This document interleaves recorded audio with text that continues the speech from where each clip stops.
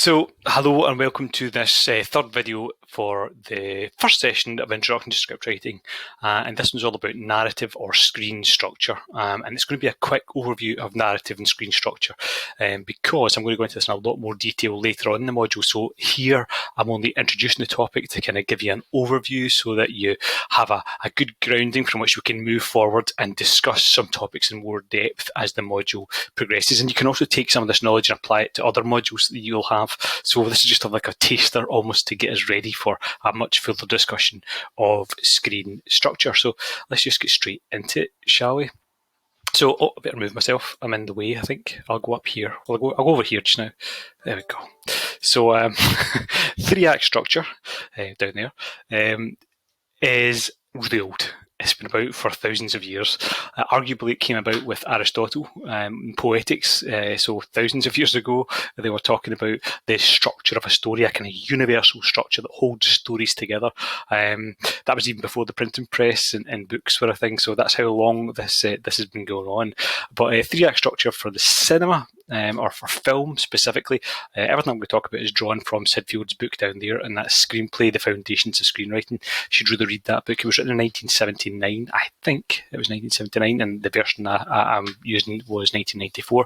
So it's an old book, but it's a good one. And if you're going to be a screenwriter, you should really have read that book. It's dead easy to read as well. It's a quick read, and the references are old now, but it doesn't matter because it does exactly what it says in the tin. It's a really good book that gives you the foundations of screenwriting. And that's what 3-act structure is. It's the foundation of screenwriting. There are other modes of structure, but we're going to mandate the use of 3-act structure in this module. You will use 3-act structure for your story because it's the foundation, it's that core, it's that basic principle of screenwriting that I really want you to grab and make the most of. So let's crack on and look at it. So, did I click that there? Hold on. There we go. So, Field called his version of 3-act structure the paradigm of the screenplay. And I'm just going to, this image you can see before you, I'm just going to quickly read Field's first line there. So if a screenplay were a painting hanging on the wall, this is what it looked like. And effectively what Field did was drew a screenplay, drew a little diagram of a screenplay, and it's really effective. And what I'm going to do just now is very quickly break that down for you. So 3-act structure says there's 3 bits to a story.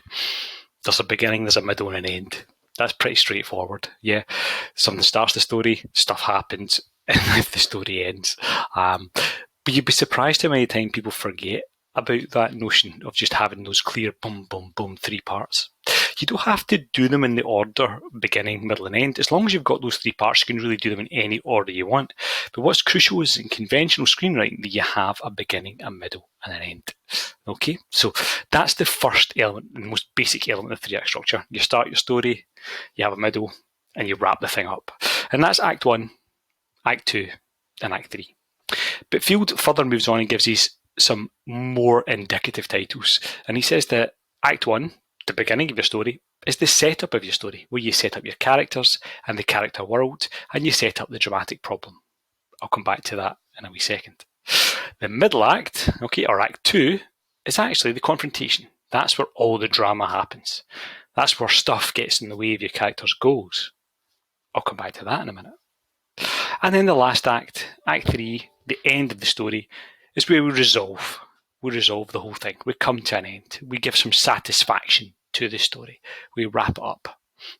Sometimes we can suggest an ending and not show it, but for the most part in conventional writing, we wrap the story up. And what we have there then is a setup, a confrontation, and a resolution. An introduction to the characters and story world and their problems. A confrontation, a period of conflict where the character has to overcome obstacles in order to learn and grow skills in order to face their final resolution in Act 3. And for this all to work, you have to have a protagonist and a force of antagonism. So the protagonist is our hero, who's going to go through the story, and the antagonist is our villain. It doesn't have to be a person, the antagonist. It could be a mountain, could be an inner fear, whatever. But for this structure to work, we have to have a force of protagonism, our hero, and a force of antagonism, a villain. Because ultimately, we're working from setting up the hero's ordinary world, taking them into a period of conflict with the force of antagonism and ultimately getting them to confront the force of antagonism at the end of the screenplay. And that's the basic structure of Sid Field's Paradigm. We set up the story world and the characters, we place them into a period of conflict, and then we resolve that conflict through a final confrontation between protagonism and antagonism. But you'll see there's some other wee things in there. There's 2 wee circles with X's through them, and that's the plot points. And what Sid Field says is that at the end of the setup, at the end of Act 1, at the end of the beginning of your screenplay, something should happen that thrusts your character into the confrontation. They're thrown into that confrontation. It forces us to go into a new world. It forces us to leave that safe, ordinary world your character has existed in and enter into the world of the story, the drama, the conflict. And similarly, at the end of Act 2, there's another plot point, and that forces us to say, okay, we've overcome enough obstacles, we're now ready to face the final antagonist. We're now ready to face the big challenge at the end of the story. And that's plot point at the end of Act 2. So that's the broad structure that Field's telling us about. We have Act 1, Act 2, Act 3. Act 1 has a plot point at the end of Act 1. Act 2 has a plot point at the end of Act 2. And it all leads us into a resolution in Act 3. But there's one other plot point that's not on this diagram, and that's the inciting incident. And that's what's crucial for you and us and all of us when we're writing, is that we also have something that kicks the story off, and it happens really fast, and it happens really quickly, and it happens in Act 1. So what I'm going to do now is I'm going to move on. Oh, before I move on, actually, I'll talk about, there's some numbers down there. You'll see PP 1 to 30, 30 to 90. Field actually says in a 2-hour screenplay, your Act 1 should be 30 pages, your Act 2 should be 60 pages, your Act 3 should be 30 pages. Your plot point at the end of Act 1 should happen between pages 25 and 27. Your plot point at the end of Act 2 between 85 and... He's that specific. And if you have a film shorter than 2 hours or longer than 2 hours, then you would just adjust the ratios accordingly. And that seems really artificial. But you would be surprised how many films, 2-hour films especially, are spot on to that structure. So you can ignore them because we're writing a short 5-minute film, so we condense that all the way right down. Okay, let's move on. So yeah, I want to now expand a wee bit on those plot points or the areas or the acts. So your act should fulfill the following functions in your story. Act 1, as we said, sets up your protagonist in their ordinary world. So what we want to do here in our 5-minute short screenplay is from the outset very quickly establish who's a protagonist, what's their everyday situation, and give us a sense of them as a person. So we're doing really quickly, we're showing where they live, what they do, their everyday world, their ordinary world, their everyday humdrum life. It can be actually really exciting if you want. Every day could be an exciting, amazing thing in their life, or it could be really boring. It could be sad, it could be happy. It doesn't matter. We just establish a status quo. Not the rock band. We establish a status quo, a normality of your character, their everyday existence, because what we want to do is disrupt that with the plot point. We disrupt that with their inciting incident. We disrupt that with the thing that gets the story started. We disrupt the ordinary world and cause our protagonist to have to enter the world of the story. We disrupt it with an inciting incident that means they can no longer stay in their ordinary world. Their ordinary world is collapsing around them. They're forced to go into a story world, and they're forced to go after or pursue a goal. They're forced to pursue a goal. They need to do something to try and restore their ordinary world. They're never going to be able to restore the ordinary world as it is, because we have to have them change across the screenplay, but they'll have a goal where they're going to try and restore it. They're going to try and solve a problem. And that's Act 1. And what happens is that we set up our ordinary world, we introduce our characters, we disrupt their ordinary world, we give them a goal, and then we have that plot point at the end of Act 2, which throws them into the conflict. Plot point at the end of Act 1, sorry, I should have said the plot point at the end of Act 1.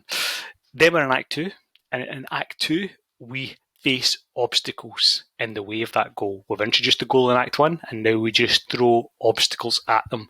And those obstacles should become increasingly challenging, increasingly hard to get by. And those obstacles help us learn a lot more about the characters, but it also helps the characters learn about themselves. In overcoming the obstacles, they have to find new ways, new resolve, new deep inner resources, and learn new things to overcome the obstacles. And in doing so, they move from a goal that's based on something they want to a goal that's based on something they need. It's that shift from wanting something to needing something, that realization that what they wanted actually isn't what they need. And this serves to prepare them for that final confrontation with the force of antagonism that's coming up in Act 3. It gives them the learning, the core skills they need in order to take on that antagonist. And at the end of Act 2, we have that plot point, and that's a big something that happens that thrusts your protagonist into that final confrontation. They can no longer resist the final confrontation. They must come face to face with the force of antagonism. And that's what happens in Act 3. There's the final big confrontation, and that resolves the problem. It resolves it positively or negatively, but it does resolve it. And that is the 3-act structure. So what I want to do is just very quickly reaffirm the plot points for you. So there are 4 main plot points in the 3 acts. In Act 1, there are 2 plot points. The first one is an inciting incident. That's the thing that disrupts the ordinary world and starts the whole story. And then there's the plot point at the end of Act 1, which thrusts us into the conflict. It throws us into Act 2. Act 2 has all those obstacles, and they build up to something happening that then throws us into the climax and the revolution. And that constitutes the whole of the narrative. Inciting incident, the plot point at the end of Act 1, the plot point at the end of Act 2, and the climax and resolution. So that's a very brief overview of 3-act structure. And now what I want to do is quickly try and align that to a big movie that hopefully most of us have seen. We might not have though, because I'm going to use Star Wars A New Hope. So here's how Star Wars A New Hope works in relation to plot points. Act 1, the setup. Let's set up the story. So let's talk about Luke's setup. Luke Skywalker's our hero. He lives on Tatooine, which is a desert planet. He's a moisture farmer. He's not particularly happy. He dreams of being a hero. He dreams of being a pilot and fighting in the rebellion against the Empire. He wants to come of age, but he is not allowed to do so because he has to stay and help his aunt and uncle on their moisture farm. So he's a young kid with dreams of grandeur, with dreams of adventure, with dreams of excitement. That's his everyday, ordinary world. But unfortunately, he can't be that person because he's got to farm moisture. I think that's what he did, moisture farmer. I'm sure you'll correct me if I'm wrong. So our ordinary world is established. Well, what disrupts it is the arrival of the droids, the arrival of R2-D2 and CP3O. And what happens, of course, is that very famous scene where he's cleaning C3PO. No, he's cleaning R2-D2. Get it right, John. He's cleaning R2-D2. And out pops this message from Princess Leia, and it says, "Help me, Obi-Wan Kenobi. You're my only hope." Help? Hope? I don't know. I can't remember the quote. But you get the point. Oh my God, what's this? Obi-Wan Kenobi? Is it old Ben? Old Ben Kenobi? I'll go and find out. So he goes and he meets old Ben Kenobi, and old Ben Kenobi reveals to him, yes, there's more to you, Luke, than meets the eye. You should become part of the rebellion, yada, yada, yada. But, of course, he can't because he's got his aunt and uncle. He's still got to farm their moisture. But when he gets back to his aunt and uncle, of course, they are dead. They've been killed by the Empire. And that's the plot point at the end of Act 1. That's the big thing that happens. He's no going back now. He's thrown into the conflict. Yeah, his ordinary world has quite literally been destroyed. We quite literally have a scene of it going up in flames and burning. He's burnt. There's no way back. So the inciting incident is the message from the droids and the meeting with Ben Kenobi. And the plot point at the end of Act 1 is aunt and uncle's dead. You need to go into this new world of the story. So we go into Act 2, and what's Act 2 all about? Well, Act 2 is the confrontation. It's about the learning. It's about coming face to face with antagonism. So Luke meets Han, Chewbacca, Leia, and a whole host of bad guys. Yeah. So basically, by meeting Han, Chewbacca, and Leia, and facing the challenges of the bad guy, Luke learns more and more about himself, learns more about the Force, learns more about his backstory, and starts to build skills that are ultimately going to lead him towards that confrontation with Darth Vader, who is our big bad, our notion of antagonism. So as that is all going on, as we're facing all these different obstacles, as he has to work out his relationship with Leia, work out his relationship with Han, work out his relationship with himself, work out his relationship with Ben Kenobi, work out his relationship with the Force, Yeah. We're building. But the big plot point at the end of Act 2 is that, of course, his mentor dies. Ben dies. Obi-Wan Kenobi dies. And Luke escapes from the Death Star. So he's now thrust, by escaping and by dying, he's now thrust into this final confrontation with the forces of antagonism. And of course, in Act 3, he blows up the Death Star. He blows up the Death Star with his X-Wing, and he uses the Force. Use the Force, Luke. And it goes, he blows it up. And the resolution is, well, they've done it. They all get medals in a lavish celebration, and they all have a good old laugh.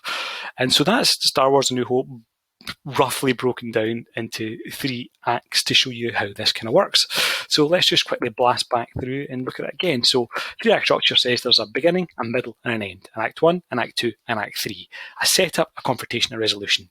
In the setup, you introduce your ordinary world of your character, and then you disrupt that ordinary world and you force them to have to take action. They'll probably resist the action, or they'll not be able to take that action until something happens and they're thrown into Act 2. In Act 2, it's the confrontation. Lots of obstacles are put in the way of the goal that was established by your inciting incident. And they have to overcome those obstacles, and in overcoming those obstacles, they learn about themselves and we learn about them, and they train in preparation for the final confrontation in Act 3. And of course, they need that last shove, and that's what plot point at the end of Act 2 is. It's that shove that shoves them into the 3rd act, and then they face the final test, and they pass or they fail, but there is a resolution, and that is 3-act structure.